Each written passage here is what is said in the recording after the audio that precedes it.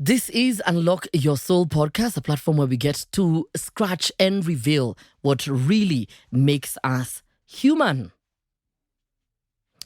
Let's talk father wounds and being loved out of depression. When you really think you've seen it all, you've had it all, you've experienced it all, you have not, I promise you, have not experienced anything close to what I did when I got to hear RixPoet speak.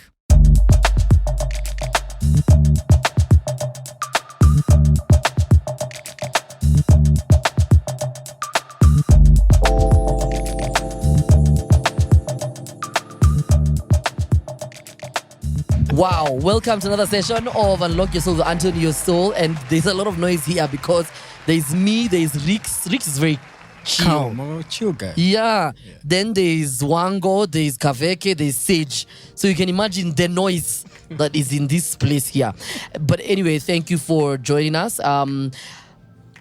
I'm with someone who's very, very intentional about how he carries himself and about his masculinity, about his, his vulnerabilities. Someone who I really highly respect because in another world, I'd be as comfortable in my own skin as he is. People already think I'm like crazy or whatever, but I feel he's really, really gone full circle to find the man that he is. I'm talking about the very indomitable Rix Poet. Today I have to use big words because you're from the lakeside. Hey, one. So I have to sound like, hey, like, wow. Very nice. So all this is not extemporaneous. This is...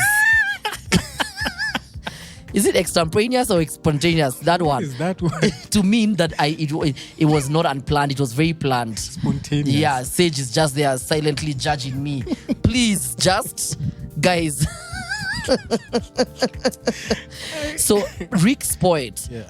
First, I think I know you as a poet because I think I remember seeing you those days of Akina Odor, what's his name? Jaguero, Odor, those yes. days, Yeah. Those days of, doing poetry and all that stuff. Yeah. So I only knew you as a poet until I sort of began to interact with you online. Yeah. And you would just, first and foremost, you love violence. A bit. You love violence. Now, if you're listening to this in the diaspora, violence in Kenya basically means, I don't know he's a violent man, no. Violence basically means that he loves to push the envelope. Yeah. Before we go back to your journey of how you started off, who is Rix Poet? I mean, it's one of the most difficult questions to ask anyone is, who are you? Who are you? I'm a lover of tea and music. Yeah, we've realized you love tea, by the way. Yeah, and sex. Yeah. And art. Yeah. And poetry. Yeah. And people. Yeah. And nature. Yes. I mean, I'm all those things. Yes. Yeah. When you introduce yourself like that, I mean, people a lot of people will be like, what? He says the lover of what? Everyone will only hear the part for lover of sex. Yeah. When you say you're a lover of sex, please define what that means. And here, with regard to sex and our sex and sexuality, our lack of understanding of what sex is and the fact that it's such a taboo, yet we are all here as a result of sex. Well, first of all, UNTRUE, Africans are very sensual people. Yeah. We've always been sensual people. Like life began here, first of all, right? And we've always been very expressive human beings, but that was just curtailed out of us because of the social disruptions that happened here for like 1,000 years. Right? Yeah. When I talk about sex, I talk about fucking, I talk about talking about sex, I talk about imagining sex, I talk about writing about sex. Yes. And the politics around that. So because I feel, I was having tea with a friend the other day and she was telling me it's incredible how we have sex but we don't have information about it. And so there's a lot of confusion around this thing called pleasure and desire, first of all, because it carries a lot of shame and it's a good thing. Our bodies yearn for it, call out for it, but then we are afraid because our culture says this, religion says that, our parents says this, the priest somewhere says that. And for me, I just got to a place in my life and I was like, fuck this shit. Yeah, I want to live my life. Exactly. So I'll go for the things I like and I like fucking, so I'm going to do it. What is your experience with sex in terms of like, when did you know like how to touch a woman, how to express yourself, how to, get her ready. Like in a whole week, you're talking to her, you're WhatsApping her, because I've been going through your content, to be honest. Yeah. And I was like, for me, it's the things that you're not saying that I am seeing. Yeah. It's the how to be sensual, like you're saying. Yeah. It's how to appreciate the love of your life. Even if it's just a one-night stand, it's enjoying the moment and being there and being present in that moment. Yeah. And especially when it comes to relationships, I would think that we would be more open with these things when it comes to relationships, because at the end of the day, sex glues people together. When did you get to a place of such confidence? And also I see a lot of girls asking you to sleep with them. I don't know what your CV is out here, but it's coming off like you're very, very good at what you do. So I don't know what's happening. My mother told me, whatever you do, put your whole heart into it. I listen to my mother. Oh my God, you're a good listener. So, man. But also your mom complains. Not really complains, she's worried. Yeah. She's worried that either you have a lot of talk about sex, or she's worried that, I think your mother is okay with you being you, but I feel she's worried that people don't understand you, that if they come at you, they troll you. She feels bad. It's like, that's my son. I don't like when people troll him. And she's not going out for this information, because I know moms, she's probably receiving, leo ametukana Rix, so how does that make you feel sometimes? That happens to my mom and many of my friends. Yeah. People always on their cases like, oh, this friend of yours, now it's your son. What is he doing today? Blah, blah, blah. Yeah. But sometimes for example, like now, because it's a religious country, somebody like Jesus was a troublemaker. Yeah.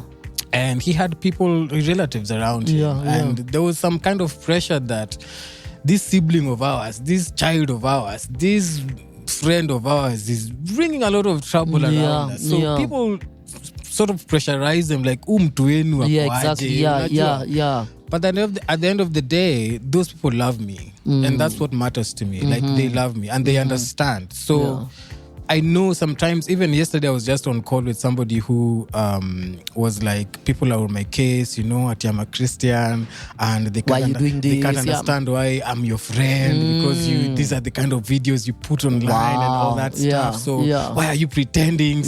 Whatever. Why are you his friend even? And all that. And these videos is just you dancing in a boxer. Yeah. What I think every man does before they leave the house. You have your boxer, you look at yourself, you realize, hey, I look good, I've been gymming, or hey, I need to cut some whatever here. But you put it on video, and then the whole world just decides to descend. Because to be honest, now I've been going through your stuff.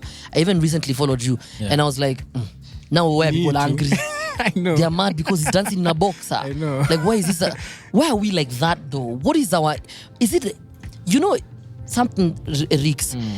When growing up, and even till today I realize it, we don't like, when we watch telenovelas, we do not like, our parents would feel ashamed if there was a scene of, and I realized it was about race, of two black people kissing on TV. Because when you watch telenovelas, still today, they allow, like, Spanish telenovelas, they kiss on screen. But when black people do it, it makes us really feel weird and yuckish about ourselves. Is it self-hate? It is. What is it? We are very anti-black, and it is very deeply seated in our almost like in our bodies now. I don't know if you've heard of a James Baldwin before. Yes. Oh, I love James Baldwin. Yeah. So James Baldwin, in a conversation in 1971, he was talking to Nikki Giovanni, and one of the most powerful things James said was, if the world does something to you and it does it long and well enough, you start doing it to yourself. You start collaborating with your murderers because you believe in what they believe in. That's beautiful. So this thing of looking at somebody who looks at you and you hating them because you hate yourself it's a construct. It's not reality. It's a construct that went on for so long, and then it was passed down generations. So now, because these things like homosexuality was demonized, men expressing themselves was demonized, domination, like the man having to be the person on top was pedestalized and all that stuff. we are very confused about our identity. Yeah. We don't even know who we are anymore as Yeah. Africans because Yeah. of the many disruptions that we've gone through. Yeah. So you find that because you've never seen this thing, the moment you interact with it, you fight it first. You know, I grew up around dancing men in my shags. Yeah. My paternal side of the family, as crazy as they were, Yeah. they loved music so Yeah, much.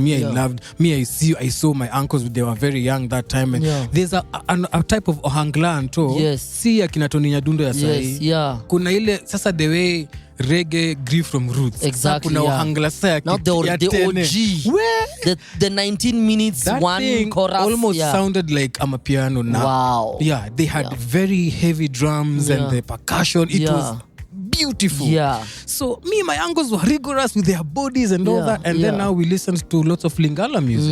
And in Lingala music, It's all about the hip, man. It's all about and the the hip. men were doing their thing. Yeah, And so yeah. like my dad used to do this thing. He'd put me on our living room table Yeah. and he would tell me to dance for him. Yeah. So there was a genre of music from Congo called Sukus. Sukus, yeah. Right? Yeah. So I was listening to Yondo Alus Sister, Mabele. Alus Mabele, Yeah. Lord rest in peace. Yeah. And those were my heroes. You know what I mean? I Yeah. wanted to be like those Yeah, guys. So yeah. I've been dancing for so long. Yeah. And some weirdo on Twitter seeing Besides me, that, yeah, you know, this is wrong. Hey, What, this guy is bewitched. but it's also because, Yeah. you know, you and I grew up in that era where Lingala music was played a lot. Like, a lot. Here. A lot. You know? Yeah. But then towards 2002, 2003 now, things started changing. Exactly, yeah. Kidogo. Yeah. Now, I mean, we were playing a lot of Kenyan music, of Yeah, course, and yeah. Kina Nameless were coming up, and Yeah. Kina Kalamashaka and everybody. Yeah. But then it moved Kidogo now to Niger and all that, you see? So, yes, the older generation are still tied to rumba and Yeah, all that. yeah. But then Lingala music stopped playing as it was on Kenyan TV. The way Kina MCM were doing it, STV were doing it, Exactly, KTN, yeah, Kaskas yeah. were doing it, all that Kaskas, stuff, yeah. you see. So Yeah. that exposure also changed, you know. And the younger generation, my brother didn't grow up now Not at all. watching. My My sister God, then has they no just idea know what's going on. the type of trap music, Yeah, you know. and other inklings. So yeah. they've not seen that. You see, for me, it's very different. I'm still connected to Yes, it because yes. that forms part of my identity. So I am not looking for attention per se. I am simply enjoying my life. Yeah, but also the idea that you have to constantly explain yourself. Yeah, that's the thing, you know. I 'cause- mean, do you know how many videos there are online of people dancing Yeah. in boxers? Yeah. But then, like you said, they pick you. There must be something. You see, if the older generation would say there must be something wrong. This There's a reason man. why they're trolling you. Yeah. Well, for me, I see it as there must be something so innately unique about you that if they take away that flame, you probably will never know how far you as Rix can go if you allow them to take it away from you. Because there are nights you'll sit and you say, am I doing too much? Am I too crazy? But if you allow them to take that voice, you will probably not achieve the things that you want to achieve. Well, because it's beyond the music. Yeah. The identity is beyond the music. The things I've gone through in my life, what I've had to process to become who I am today, Yeah. nobody can take that away from me. Yeah. You know? Yeah. So the dance is actually an expression of my freedom. It's an expression of my identity. Yeah. It's an expression of my joy. You know what I mean? Yeah. It's beyond me shaking my ass. Yeah. Like it's like I'm telling you, by the way, I'm here. Yeah. And I'm here. You are going to see me. Exactly. And I exist. And I exist. Yeah. There's a guru I was watching, looking at something on Instagram. He says that you only begin to experience true freedom when you dance. When you dance Yeah. and That's the Osho, maybe. energy, Yeah. it's Yeah. Osho. You said it's Probably Osho. It's actually ocean, yeah. So the energy and the vibration, and you lose and you're one with the world, but then you lose yourself, but you find yourself in that moment. Yeah. Because when you're stuck here right now, you're wondering how people viewing me, Yeah. how do I look like, Yeah. am I? But when you dance, you don't even care. Yeah. You literally do not care what people are thinking, and Yeah. you're in your highest possible vibration. Yeah. Let's go back to when you were in your lowest vibration. I know that you've been laughed out of depression. I've seen you and your friends, and how you cherish your male friendships. But also for me, because I've never wanted to read it from people or read it from blogs and whatever. I mean, you have a very interesting relationship. I hear you name drop your dad when you talk about like Lingala, but also you have a very difficult relationship with your father. What happened that sort of broke Rix as a kid? What happened? Oh man, a lot of crazy things happened. Crazy things happened. Ish. A lot of crazy things happened. So my dad and mom, they married really early. Like, my dad got me when he was 23, my mom was 20. And my mom got me after losing her first child. So she probably lost a child at 19. And she was just off high school. They were very young people, 85 uko hivo. And so my dad came from a really big family. And my dad's mom, my grandma, was the last of 3 wives. Wow. They had like 30 kids. Uko, nyumbani. The village was a city, man. So there was competition for attention, a lot of child neglect, and then coming with the poverty. And then grandpa struggled with alcoholism. He was an incredibly violent person as well. So my father definitely grew up with a lot of trauma, and that's what he just transferred home, right? And so he was violent from very early on, as I remember 6-7 years old, towards my mother. I remember incidences when me and mom had to get away from home from him. Wow. And then we'd like stay at my auntie's, and then we are coming back, and then that was just the, ping pong. Yeah. But then and then he used to beat me up like an animal. My God. Umse alikuwa amejam, anakuamsha, anakuokota kama mawe, anakutupa kwa wall. Gosh. Unajua, alikuwa ananikanyaga mguu, ananikanyaga kichwa na mguu yake nikaa na uanyoka. Oh my God. So I was used to being beaten a lot, but then something happened when I was 10 years, just around 98. They were both teachers, all right? So one day he comes home, tulikuwa tunastay Huruma your time, in a single room somewhere, and he came home. He was coming to look for a Bill Cosby novel. Your time Bill Cosby alikuwa, he was the father of all black people in the world. If you didn't have a grandfather, he was your grandfather. Bill Cosby alikuwa the Bill Cosby. So he had borrowed a novel, a Bill Cosby novel from a student he tutored. Na nika alikuwa misplace kitabu. So amekuja home, and we had a lot of educational books. In fact, me, I hated books because of that. It's too much. Because ilikuwa too education. You don't read for creativity or fun or whatever. So I hated books when I was a child. So amekuja ametafuta hii book, and in a single room, ka hiyo book haiko in the 4 corners. It's not there. So kashetani kakamwambia aniulize kama labda ni mimi nimechukua hii kitabu. Juu I'm the only child in the house going to school. Si ni wewe unaenda shule kwa hii nyumba. And then he asked like, ama ni wewe umechukua hiyo book?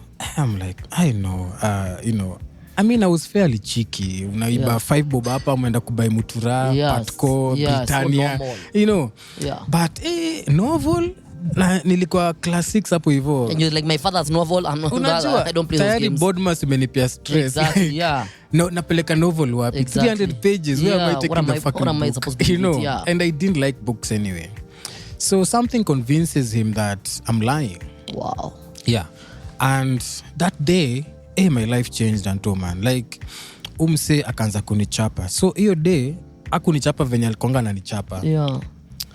Unajua hizi kopa waya za simu, hizi waya za simu za black, hizi unaonanga. Our mothers used to hang clothes with them. Yeah, because even now they still, so they're like they're double edged in the sense that inside they are two. Yes. And they are very strong. They are very strong. So my mom had rolls of them kwa balcony hapo nje.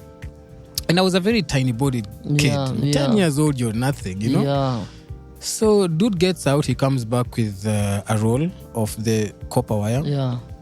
Then he strips me off my clothes. Oh my God. All right? And my father used to beat you with his soul. Unaona venye wewe uimba na roho yako. Budangu alikuwa anatuchapa hivyo, unajua?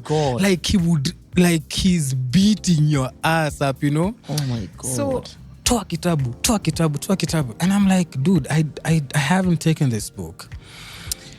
I start bleeding and I'm sweating and my body is coming down. And it's like 20 minutes into the thorough beating and I'm like, I have to do something today. Today now, I have to lie that I took this book, yet I know I didn't. So you're thinking, saying you took the so he can stop. Yeah, then maybe now let's find a book. Whatever will happen, but atakuwa ameniacha, unajua. And this beating is happening, you're 10 years old. Yeah. But this is one of the many, but now it's the climax. Yes, this is the climax. This is what like really... Are you feeling like this guy will kill me today? Actually, I was thinking like, I'm dying. Oh my God. Nisipofanya kitu hapa leo na dedi leo. Christ. Unajua, mzayale kwa story ingine bana. So, I tell him I took the book.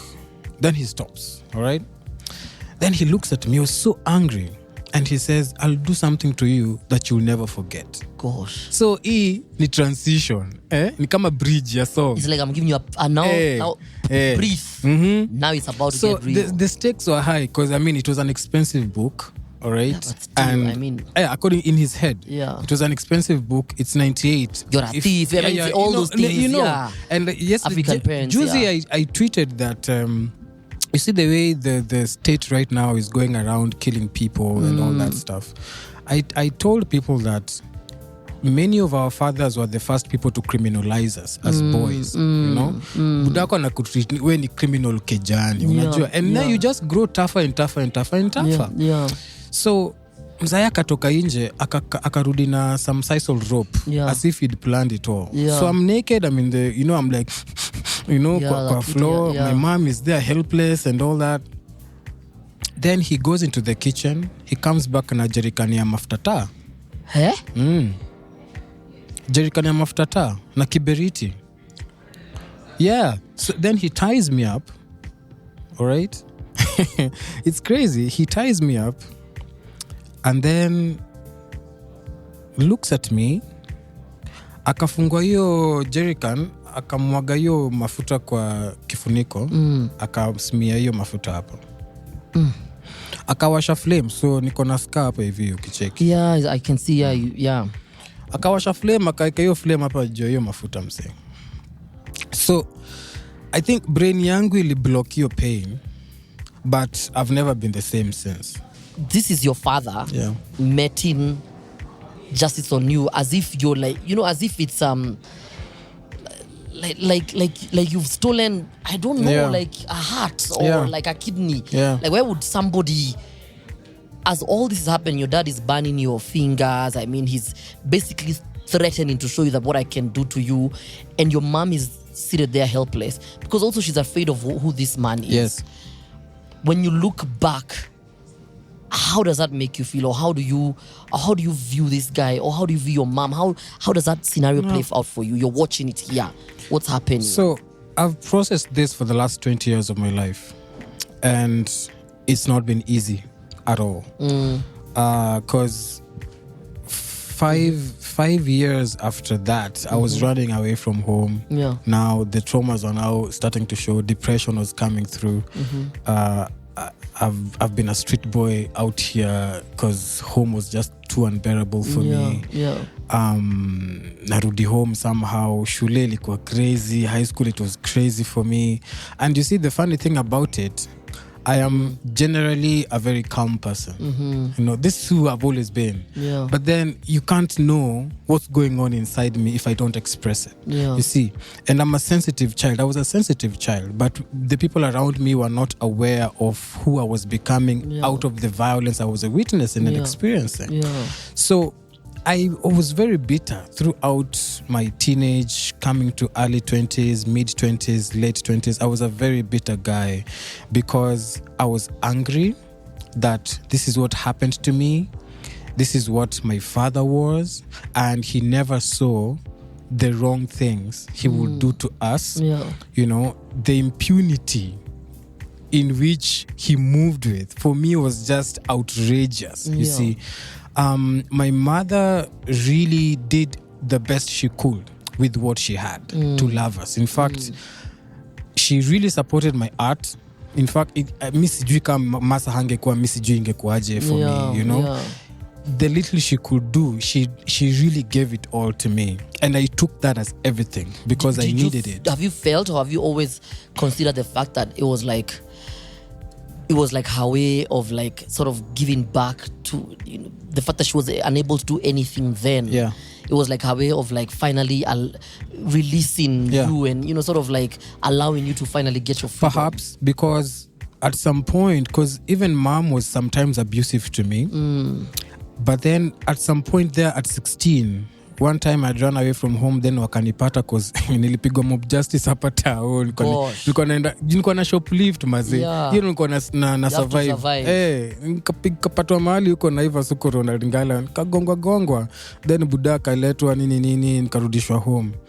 After that incident, I think my mother noticed that I was struggling emotionally. Then she started being softer to me. You know? Kutoka hapo atujagombana na mom tena. Even when she's a bit unhappy with me, we talk. Like, now you know that there's a level of... Unajua. Have you forgiven your dad? How do you forgive? I don't know. How do you forgive? Not how do you forgive someone like... Not how do you forgive someone like that. How do you forgive? How do you get to a place of saying... I usually tell people, you know, being a religious nation and most of us growing in religious homes, forgiveness is shoved down our throats. And I tell people, it's upon you. You don't have to forgive people, actually. You do what you can with your anger. Your anger is yours. Do what you can. The power to forgive is mine. It's yours. Don't take it away from me by telling me forgive, get on, move 77 times, whatever these things times. happen. Fam, like... You can. That's actually gaslighting people, you know. For me, I just came to a point where I realized the anger was eating me, and that this guy didn't even care for me like that. For me to continue harboring anger for him, my life was waiting for me to live it. So he is still even not yet there, because, you know, the therapy work I did made me realize that he was also acting out of his own traumas, you see. And so I understood. I just didn't excuse his violence. I understood it, but I didn't excuse it, you see. And then I started learning the thing with boundaries, that you can be there. You're my dad, but si mpaka tuongee, si must. Unajua. And if we do speak, there will be respect. There will be a lot of space. Like, again, there'll be more boundaries when we speak. That emotional space. I can't go to this point and you can't take me to that point. And I don't have to even respond. You can tell me da. And the issue is, even that he still does not respect to date. And for me, I'll tell you, man, I don't want to talk to you. That's it. So we don't talk. I don't pick up his phones. I don't whatever. So your dad is alive. But is he alive to you? No. It's my mother who reminds me that the nigga is alive. I don't even know where he is today. None of us knows where he is today. What then stops our fathers, our grandfathers, the men in our lives, from actually acknowledging the hurt that they've caused upon us? Because then we end up hurting other people in our quest for finding ourselves. So while you are busy hurting your son, you're here working on your trauma. Then you now find yourself. Now me, I'm Rix. Me, I know what I stand for, my value system. You're all over the world talking and, you know, speaking at conferences. But you have another heartbroken child in the house. Actually, he's a broken child. Because you found yourself, so now the world should stop. So why don't we acknowledge the heart that we put on people, or just even simply the act of kindness? Just be a good person. Why is that we don't acknowledge those things? Because it will force us to admit that we are in pain ourselves. And that's a very... Antro, it's not easy. You know this. It's not easy to face yourself. Very difficult. It's not easy. And so a lot of those older men don't have the tools and the courage to actually say, I don't know. That I need help, or they'd rather die. You know? So I know where the guy is today. I know he's struggling. I know financially, emotionally, first of all, he's struggling. And people have left him because of his violence. So he doesn't know what to do from here. And it's like the world is now, and you've heard these reports where ati men are dying alone in the villages, their wives left them, their kids left them after they worked, blah blah blah. But if you go back, many of these cases, this guy, when you really hear who they are, you say, yo, bro, and now I understand why they left. Yeah. So. Is that why I've seen you talk about your journey, in terms of saying that, you want to embrace vasectomy in the sense that you don't want kids and stuff like that. Without being judgy, but is that why you feel like you don't want kids? Like, I don't want to cause hurt. I don't want, there's always this thing of like, you feel it's like a generational curse. You feel like I might be the kindest person, but then I might end up treating my children the same way I was treated. Yeah. So do you fear the same happening? It's a very minimal reason. Okay. It's amongst why I chose or I'm choosing to. Yeah, but has it happened already? I'm about to actually. Guys, we're gonna go with the camera. We're gonna follow him to the doctors so he gets his vasectomy. I'm about to. The thing about vasectomy, I don't know, someone should tell us somewhere in the comments or I don't know. It's a very simple procedure. People are so afraid. But people act like they're removing your balls. Guys, you still have balls. It's so simple. So please, if you have your seventh child, please go for vasectomy, please. It's not that bad. Well, anyway, the reason is I've done a lot of parenting already. I feel like to yourself. I parented my parents. Yes. Because ilifika place yenye sasa ninawaongelesha wache kufight. Na mimi ndo mtoi kwa hiyo familia. Unajua? So you are never a child. I was never a child. My childhood was. By the way, me, I'm insisting. As I digress, that I want you to dance. Rix, you don't understand. When I saw you dancing when I seen the video, I don't know how much this guy doesn't know that he's reminding me of Fela. He's reminding me of James Brown. Just dance. Yes. That's all I And can those tell are my heroes too. The Fela Kutis of this world. Yes, just dance. Walking around with his boxers, people documenting his life, and all he did was what? His dance. He was like, even in the midst of being beaten by the GSU of Nigeria, me, I'm going to dance. When you're done beating me, let's go dance at the shrine. So that's your shrine. Yes. So you are a parent to your parents. I was a parent to my parents. And having to remind dad, mom, we can't act like this. The family is going through blah, blah, blah. And then having to protect my siblings because I'm the firstborn. How many siblings do you have? 2 of them. Very wonderful kids. Being that parent they didn't have, especially as the father figure, So already for my sister, for my younger brother, I had to cover up for so long to protect them from the chaos of my dad. And that took so long, and it took away from me a lot. It took really a lot from me, you see? So that is one reason. I've already been parenting for a long time. And then after that, now I started parenting myself. Yes. Having to heal from what that trauma did to me. Having to rediscover myself outside the definitions my father had given me. You're a disgrace to this family. You won't amount to anything. You're full of bullshit, blah, blah, blah. To now changing that to I'm beautiful. Working on yourself. That part takes a long is out of time. this world. It's out of this world. Let me tell you, the beatings, not that we can forget, there's nothing good with any of that stuff. We can sometimes the scars remind us. But the words. The words remain. They remain. Those ones, even when you go for therapy, you now remember them. Because now you're now telling the therapist, oh my God. Now I know why I'm afraid of doing X or tuning a girl. Because me, I was told, you're children. I hope you never get children. I hope I never see them close to me. Then it makes you realize, hey, let me just live on my own. Then you realize a lot of who you've become is because of this. I mean, imagine your parents cussing. They're basically cussing you. And then now you have to work through all this. Your journey in terms of working throughout, this trauma, this hurt, this pain, these painful words and all these things. Rix, how do you even, and I know therapy plays a huge role. I can see your smile. I know why you're smiling. I know you've been loved out of depression. Your friends, I see your friends hanging around you. I see them speak. I see you guys laughing. But Rix, how do you get out of all this? Because Rix, I've gone through things. But Rix, your story reminds me that I should be very thankful of my childhood. Yeah. I should never take for granted. How do you still stay so strong and happy? Why are you smiling? You should not be laughing. Please. Well, there's nothing to be happy about. All of it is just a circus. Really. It was never meant for me. The violence was not meant for me. It wasn't mine. I shouldn't embody what was not meant for me. So when I realized that my father's chaos wasn't mine, oh, wow. I let it go, fam. It wasn't mine. Me, I was born in this world. I was so innocent. I came here to play, by the way. But here you are. If you have to take back that power. Yeah, and that's the work I've had to. And it wasted a lot of my time. Because it's taken so many years of my life to take that power back.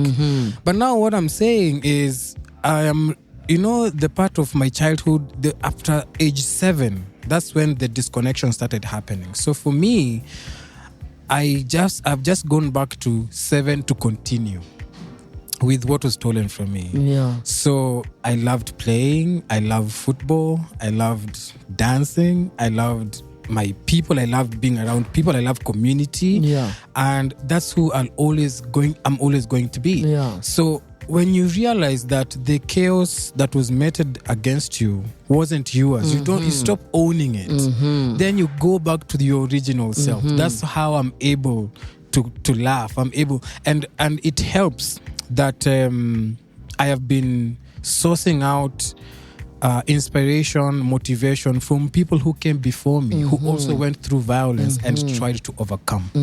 Because reading the Maya Angelos of this world, the Fela Kutis of this world, the Che Guevaras of this world, the Wangari Maathais of this world, my mother included, it was a validation. The Toni Morrisons of this world, it was a validation that I've not been alone in this loneliness. There are people who've been through it, and there's a light that they sourced for inside them that they used to overcome all that pain they went through. And that they came on the other side to offer light back to the people who needed it.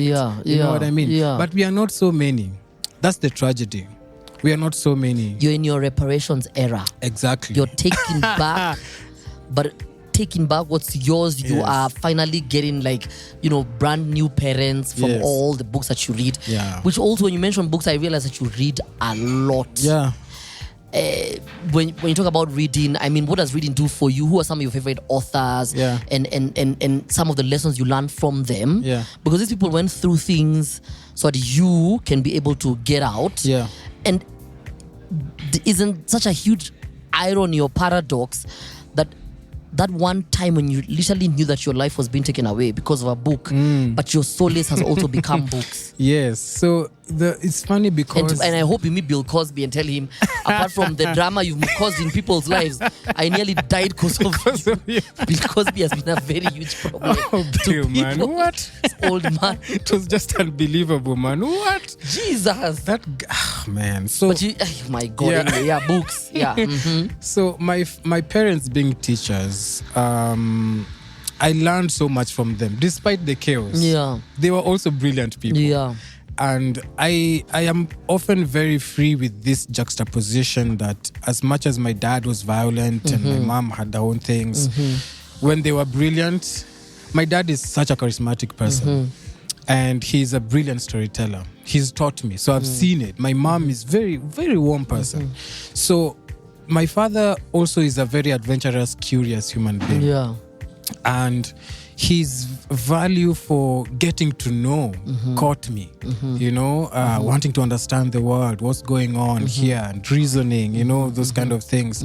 I picked those things from him, But then also when I was downest and I was looking for light in the places I could, it's stories from people who seemed so far away, but in books they felt so near, that saved me.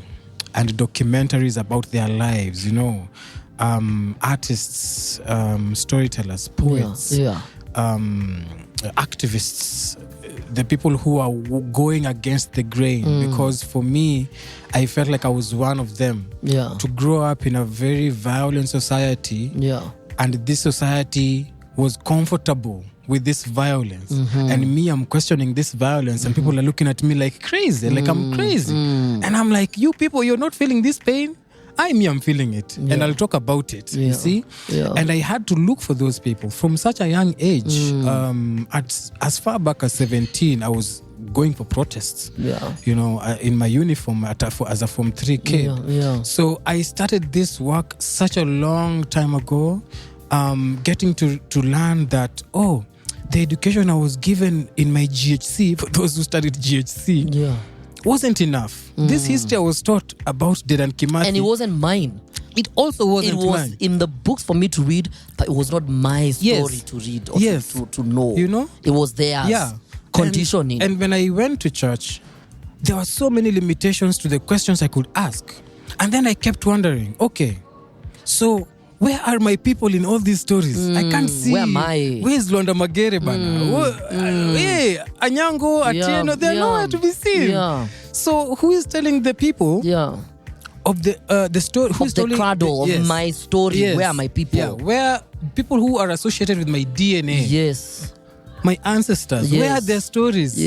You people can't tell me they don't exist. Exactly. And that's what I want to embody. That's what I want to continue writing, singing, doing poetry, dancing about. I'm continuing with the story of my DNA. So the books, the literature saved me, because the moment I discovered a language to express what I'm feeling, my liberation began there. Because for most of us, it's the language you don't have. When you don't have the language, you can't have awareness. You can't have consciousness to say, you know, the same way when HIV/AIDS came here in the 80s. In Luo, for example, we didn't have a name for it. Exactly. But then they coined a name, and then the disease started having a consciousness in the people.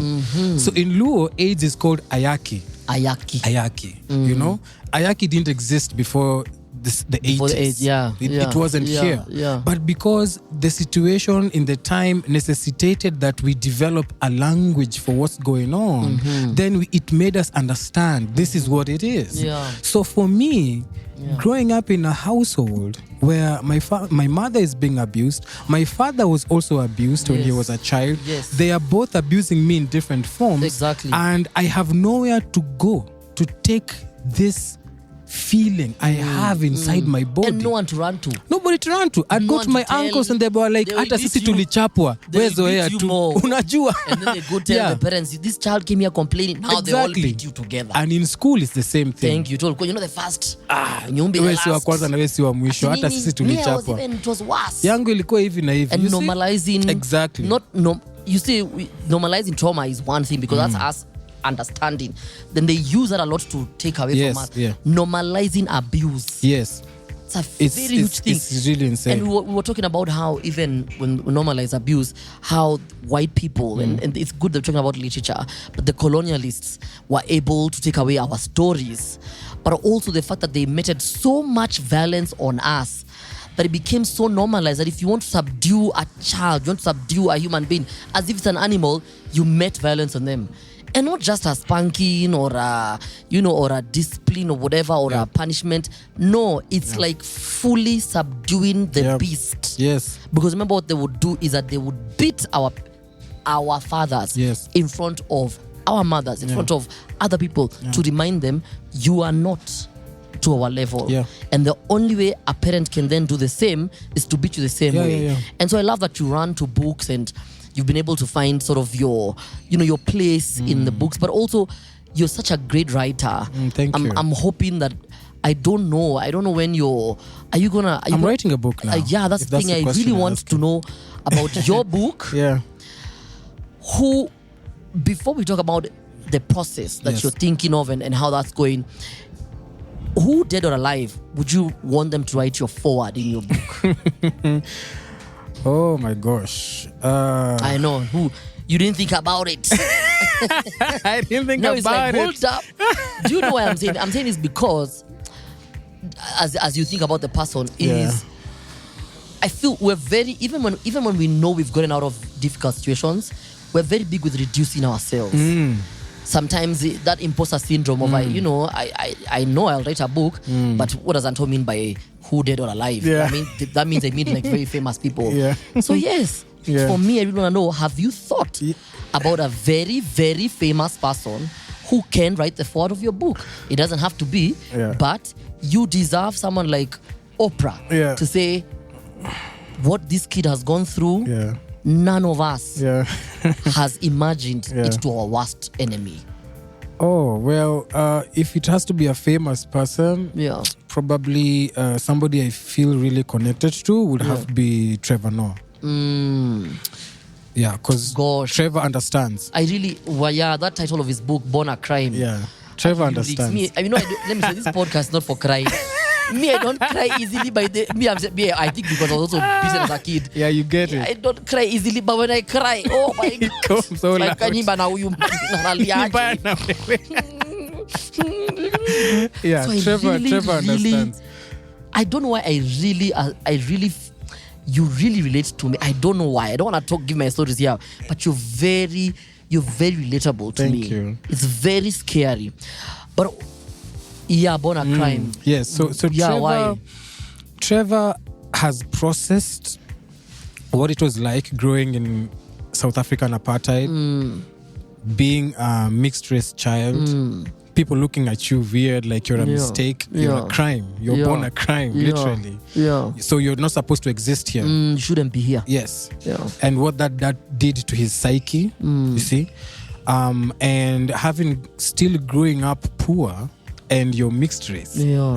God. It's crazy. It's like you have a chip on every shoulder. It's really crazy. Yeah. And now having siblings who are black. Yeah. And it's like you don't belong. And your mom, the idea that your mom, when she meets with people just to say she's your nanny, and this is your life. Because you're if being she says she's your disappeared mother, before you're, Hey? Yes. So Trevor has processed it even to understand masculinity in a way that is freeing and to be expressive about it. Trevor would write my forward. And actually one day, because I've followed him up to, when he was a host for Daily Show. Yeah.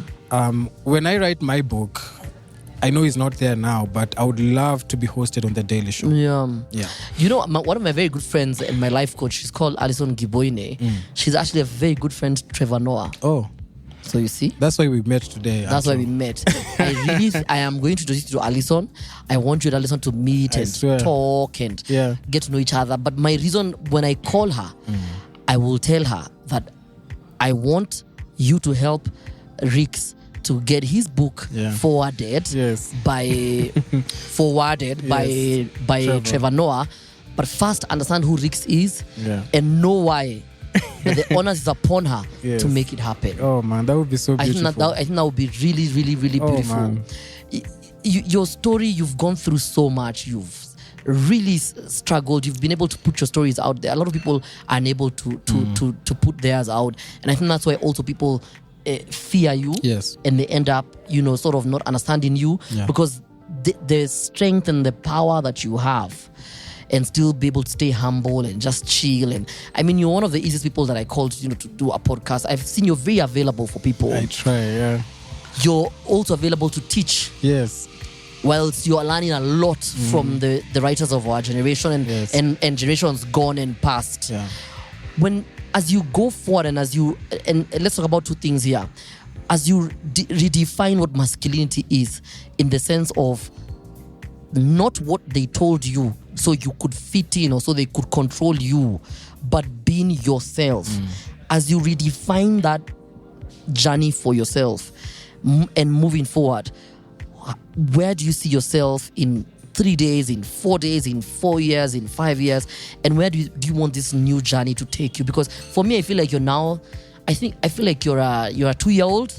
Yeah. You're now in the phase of, finding myself, I'll break glass just to see, I will jump on the TV. Yeah. So from now, you're a 2-year-old. Yeah. So you don't know what happened in the world. Yeah. You're fresh off the oven, literally. So where do you see your teenagehood as you redefine what masculinity is and what it means to be a man? And this is going to happen. going to be a global phenomenon. I already am in small aspects, but this voice, because I've done a couple of stories with, for example, the BBC, like the one you watched, and there's others as well. The one that had me like Rix, how are you still alive after everything you've gone through? I talk about some sexual abuse that I went through as a 20-year-old, and the BBC did that story. They translated it into many other languages, man, and so many, because like when they translate, they air it in their BBC outlets all over the world. I get messages from men all over the world, telling me, fam, I can't even talk about this in my culture. You're so strong, you're so brave. And it makes me see how it's the global man that is in shit. It's not just black men. It's the global man. And you see, we're drowning in this shit. We are drowning in this shit. And we are hidden in our race and the problems of our families and our cultures and our traumas. But the story is the same. We don't know who we are because of these binary lenses of who men ought to be, especially heterosexual men ought to be. And then I realized, Anto, we've been lied to about so many things regarding our identity. So in the world as we know it, you are told, oh, there's only a man and a woman, period. And that's how love ought to be, a family ought to be, children come out like that. But in the natural world, everything has variants. In the natural world, trees have, when you go into a forest, there's no single forest that has just one type of tree. I mean, guys, a male baboon just gave birth, guys. Man. You know what I mean? I mean, they were like, what is happening? And was suckling the baby. They were like, guys, what's going on? Like, this baboon has been this zoof as a male baboon all our lives. Things that. So we exist in variance. Nature, we are nature. We are not at the outside it. Human beings, we are nature. So trees are nature. Everything out there, animals have variance, and so do human beings. So there are people who will exist on this one end of what we understand as masculine in the like social acceptable as masculine today, and there will be people who will be on this other extreme end of social acceptable people who are feminine. But then just as a rainbow, there's gonna be everybody else in between here. It's just natural. So in the middle, there are intersex people. There are around 47 variations of intersex people. So kuna wase mse anaka kama chali but akona boobs. Kuna mtu anaka kama dem but akona ndevu. Born that way. And born that way. It's nothing out of this world. It's just natural. And it's only recently that we're able to, for example, recognize them in the in the census and the constitution, and including the birth certificate. But imagine what they had to go through. You see, now you are using the digital space to tell them this. I am not even one of them. I don't even have to talk about them. I don't have to fight for them. But guys, they exist. I am just literally amplifying who you guys are busy beating every single day. And their existence does not depend on you accepting them. No, it's just the way you can't deny a tree exists. It's there. The tree is there. So we kusema ndio ama la does not do anything to that existence. Your ignorance is not the extinction. Exactly. They will continue to exist. So the least we can do is embrace, understand, and love. So continue. We exist in variances. So as I move forward, in my growing, my message to the earth continues to solidify in this manner. That for us to achieve the joy we were born with. Because I believe we were born with joy. Joy was with us. Then it was taken away from us. Because I remember somebody at some panel last year asking me, when did you start loving yourself? That's deep. And I told them, I've always loved myself. Me running away from home because I can't take chaos. It's loving myself. I was loving myself. But those people were beating me out of it. That's deep. You are taught to hate yourself. You weren't born hating yourself. That's Come true. on, fam. we are literally taught to hate. Yeah. We are born with the love. fact that if you grow up, you're a kid, you want to play around all of that, expressing yourself, being curious, all of that is part of joy. Yeah. You've always had it. There's a friend of mine. She's a podcast. She's called Jola. We call her Jols. And she was saying in her podcast, I say what I said. She was saying she went to a school to speak to kids in her former primary school. Yeah. And she was like, she was really trying to tell them the truth.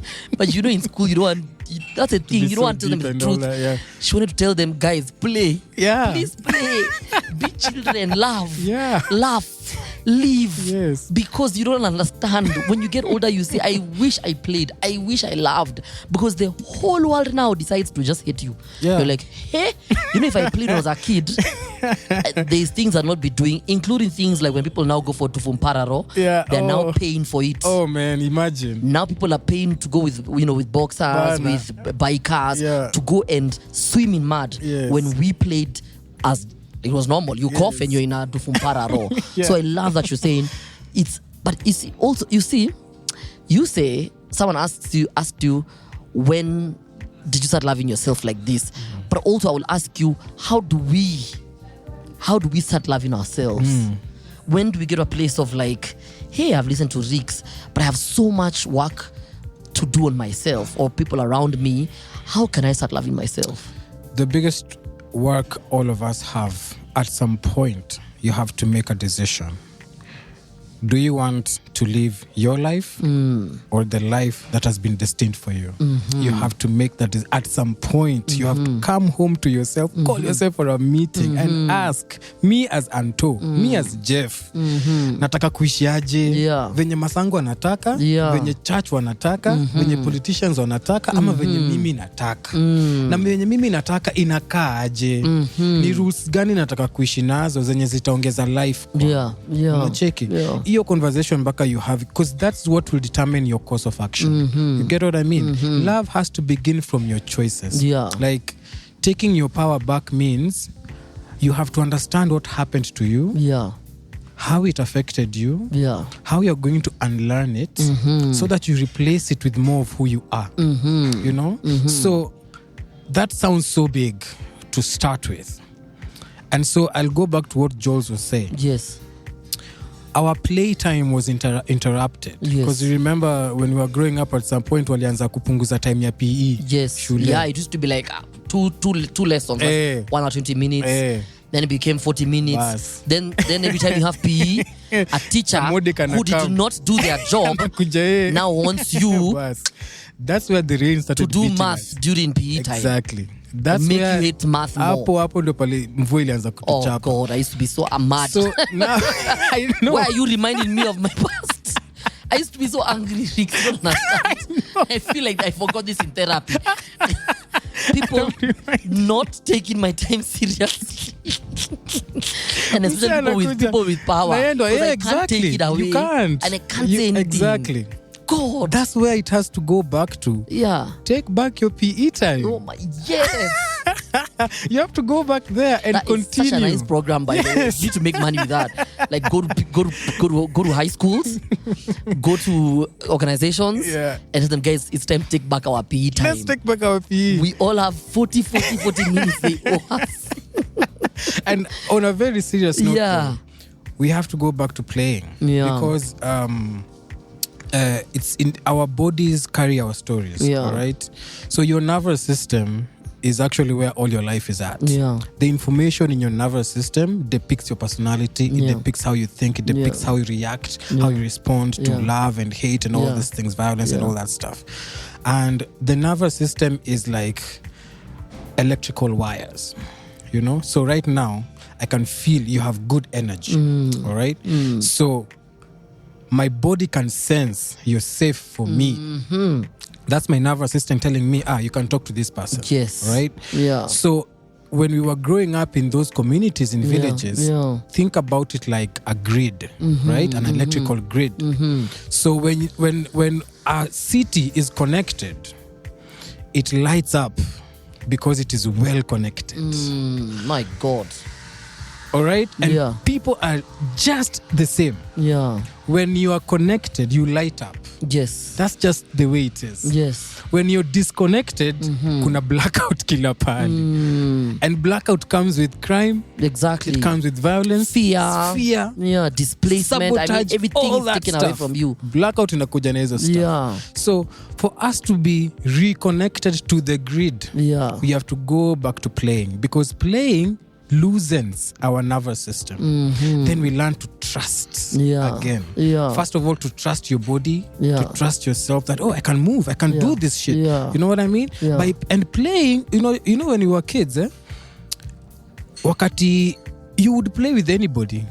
You didn't, like, kids are very weird. Like, you can play with anybody. Yeah. Una come, I don't have to trust you. I don't have to know where you're coming from. Yeah. As long as I can sense that you're good Exactly. people. Yeah.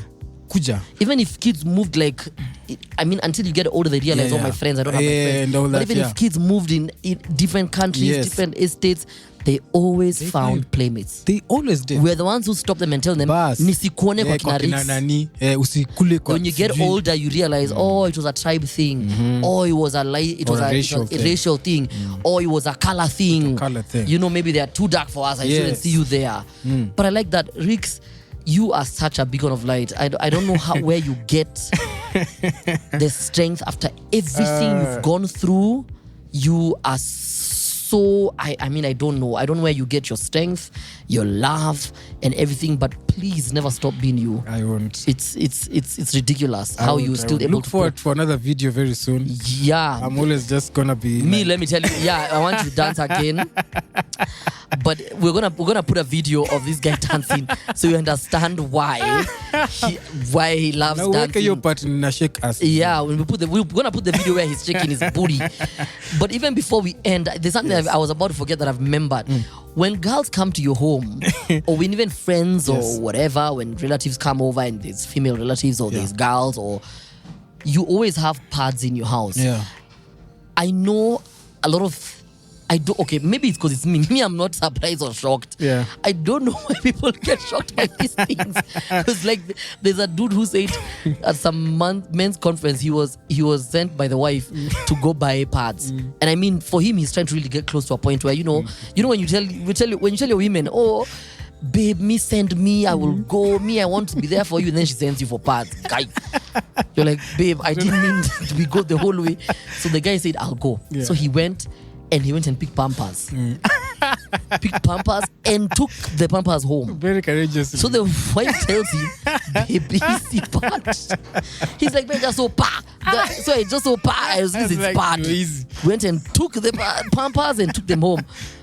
The chick is like, they're not even for adults. So you're not even helping us. And also, so he was like, I'm gonna take you to the supermarket and I'm gonna show you, and I want you to carry it because you have a daughter. Yes. I want you to be able to carry this. And in the same breath, there is another parent also who the wife died way before, and he now has like a daughter who's now in puberty, and he taught himself to buy from a convenience store or from a supermarket and put it in the basket and walk with it. Yep. Because this is, I don't know why we normalize normal things. Yeah. Our mothers, our sisters, they have all had their periods. Yeah. Why do you do it? And why do people get so surprised or shocked, including women, that you would have pads in your house if they have, let's say, that day, the moon decides today is the day. Why is it shocking? One thing is, I myself have grown up in so much shame. Shame is at the center of all this conversation. Shame to express yourself. Shame to just be okay with who you are. Shame to admit that periods are happening. Shame to admit that you're having sex. Shame to admit that you left the church. Shame to admit that you actually hurt somebody. To take accountability. So much shame. To admit that you are hurt. As that if you're also hurt. As if it's your burden, you know what I mean? No, usituambie hizo. Hata sisi tumepitia. You every time we meet you, you're always talking about why not. Exactly. Yeah. So shame is at the center of this conversation. Then there's the part where women were silenced so much growing up, even in our homes. I never ever knew one day that my mother was going through her periods. Not a single day did I ever notice or know. In fact, nakumbuka tu because I was a curious kid. Mimi nikonga tu uko kwa bedroom yao, nini inaenda, napatana na pads huko hivyo za always, because they always buy always those years. Yeah, you don't probably even know what that is. Yeah. Well, I was watching always on the TV adverts and the girls dancing around, so I had an understanding, but you don't know all the information. Yeah. But I never one day did I know, oh, mom has cramps or whatever, right? Yeah. So many men especially never noticed their mothers going through. So then when it was time for even girls getting some kind of the little education they had in some schools, they were separated from the boys. Always. They'd come back with they had to go with sweaters. Yeah. They'd come back, they were hiding the pads and stuff. So if you go back there, that's how the miseducation began, you know? So already you've been taught in your psyche, this thing is supposed to be hidden. Both men know that and women also see. They also now practice. Hide. But you see, it's not just hiding the pads. It's also hiding yourself. Yeah. You're also hiding. Yeah. If you see it in the larger context. Because this makes up exactly who you are. Yeah. So if I'm coming to your house, whether it's a sleepover or a chipsfunga or whatever, this is a full package. It's there. This is me. Like itokea unahepa wapi. Exactly. What am I supposed to do? The blood is there. Thank you. You know? Yeah. So one time I was meeting a chick, we were sleeping together. Yeah. And I didn't know by that time that there was something called irregular periods. So it's midnight and periods au dem tu zilikam. Yeah. Saa 6 usiku bro. Nikasema wow, nitafanyaje? Yeah. Mi nikatoka nikaenda kubuy pads. I had never bought pads in my life ever. You know? So nimefika hivi shop. Nimeitisha pads, mazee shopkeeper ananiangalia hivi mazee. Like he wants to call people. Jama. There's a guy here at midnight asking for pads. Like, what is happening? Yani macho zao mse ajai ni sawa. I swear to God. So alafu akaificha kwa gazeti na ni usiku atakuna mse anaona. Oh my God. So already I'm feeling weird because it's my first time. Yeah, pia so it's so awkward. Yeah, he feels like I shouldn't sell this to him. And even if I do it, does he know what it's for? Yeah. So I go back and of course, you know, I help out with the pads and everything. But then nikajiambia staki kushikwa unawares tena ever, you know? Yeah. Because to me then I realized, oh man, like this can actually happen anytime, anywhere, to anybody who is menstruating. Yeah. You know? And I was like, Sibasi, I just start stalking them just in case. Because I mean, but the other thing is, my mother was, still is, a very caring person. My mother treated guests and strangers so warmly. Wow. So kindly. Wow. And I picked that from my mom. So for me, the conversation goes beyond periods. Because even when my boys come home, me na making sure towels ziko enough, wase wanaweza oga wakiwa mtaa. Kuna food wasa wanaweza manga. Kuna toothbrushes wasa wanaweza tumia. I take care of people who come to me. So haijalishi we ni chali ama dem, you know. Yeah. This part about the pads, there's a lot of period shame in our society. So a friend of mine told me even women had been conditioned to hide this thing, and then here comes Rix just openly talking about it. You know, they know this thing is for hiding. So any guy who has this in his house has to be a suspicious dude. You know what I mean? In our conversations, in our relationships, care has been taken away from us so much that we can't imagine it existing. Yeah. You know? Yeah. Like you being taken care of is a foreign concept. Exactly. You must be wanting something. Yeah. There must be a problem. Unaona? Juu kila siku kila mahali unaenda anto unatukanwa. Gava inakutukana. You're in a relationship, your parents, your colleagues wako wanakutukana, the conductor, I mean everybody. Kila mtu anakutreat cat your trash. Mobile company is reminding you top up you've used 800 MBs. It's like everyone, like you need more. They need, you know, the CRB, pay your money, the SACCO. Everybody's taking. Everybody's taking. And insulting you, reminding you. And if they don't insult you, now the Rix, you know Anthony Mwangi. He's not paid our money. So then now When you insult Garanta. through other friends. Like reminding you, we will insult you Exactly. through corners Yes. and directly. So care has been so foreign, but I always go back to that home I grew up with, watching my mother and how she treated people and also how she treats kids, especially when she's around children. And I took that with me. It's always with me. I'm not a perfect person. In fact, yesterday I wrote on my Instagram lives and on a newsletter that I have that sometimes I think about the people I hurt. The people I harmed. Sometimes I walk with that shame, wanting to do better by them because I was emotionally dysregulated, and I take accountability for that. And I feel horrible that there are people who have blocked me because they don't want to hear anything about me or from me. You know what I mean? I don't present myself as a perfect person. I'm not a perfect person. In any case, that is why I really advocate for us to exist in communities, because in community, you don't have to be 100%. Yeah. You are a contributor. Yeah. You're not the parent. You're not the mother hen. You're not. You're a part of a circle. You know what I mean? Yeah. So, because in my home I had to do so much to exist, to be seen, and all that. I never want anybody to feel they have to overextend themselves. For them to feel seen. themselves, thin themselves out. Just I want you, when you're around me and you feel calm. You feel homely. You feel accepted. Yourself. You feel like yourself. Like I want you to share your mind with me and say, hey, but hey, Rix, this is who I am. Well, you know, let's talk about stuff and stuff. Because for the longest time, that's also what I wanted. And still, that's what I still want. You see? So having pads at home is just an element of very basic care to me. It's just the same way as having toothpaste in the house that somebody will need to brush their teeth. Thank you for being the switch that lights up this grid. I literally know the title of this podcast, of this episode. Miseducation of Rix Poet. I love it.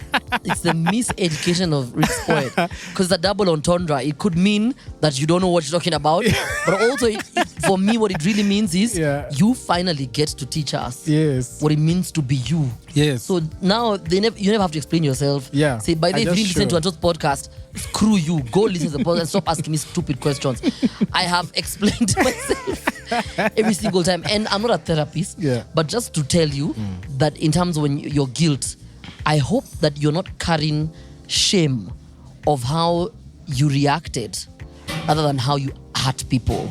Because you might be carrying shame of how saying that you hurt people, you harm them in your behavior, well, really you are reacting to a circumstance, to a situation, to your nervous system saying, I have boundaries, I will not accept, do not disrespect me, and probably use the wrong words, and you've carried it all your life, while what you are really doing is setting your boundaries. So be careful not to give people that power, when really, if you did not, in that moment, do what you had to do or say what you had to say, you would continue again to explain yourself and to carry the heart and to carry people's pain and shouldering people's pain. I mean, I know this. I think that's why you're relatable. And people really have to see you and see themselves and embrace themselves rather than see you, see themselves and think that by hurting you, they're running away from who they are. So please dance. Rix, I just want you to dance. This is just dance. I have to dance. And this is Rix dancing, guys. There.